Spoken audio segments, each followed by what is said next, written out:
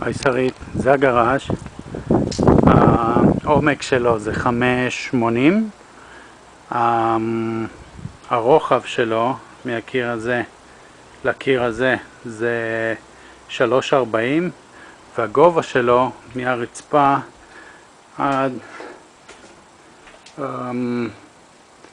לשמה זה 3.10.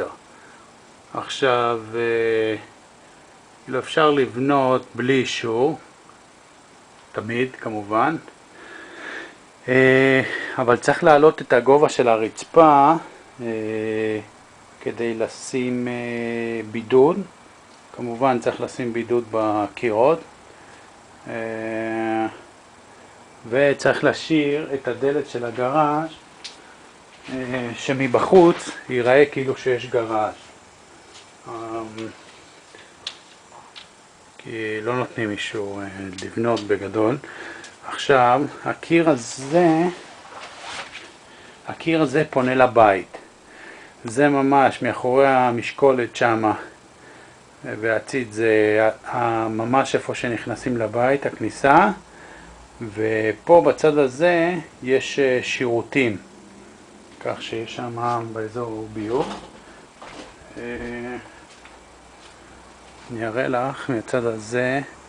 בצד הזה אפשר, אם צריך, לשים חלון בקיר, ובצד השני גם אפילו אפשר לשים דלת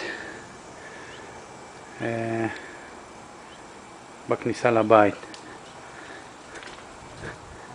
זה הכניסה.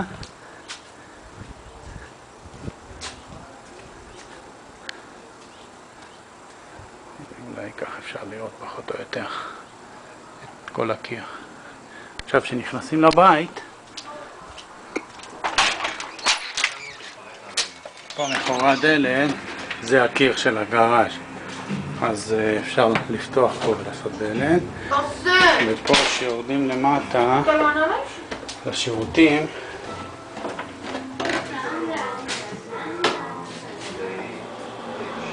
מאחורי הקיר הזה זה הגראז'.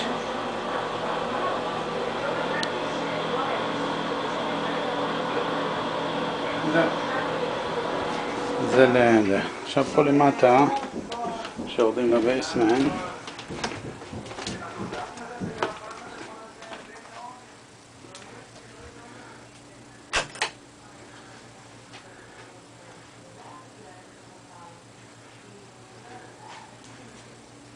האופציה השנייה זה שאנחנו נרד למטה ונבנה פה מקלחת.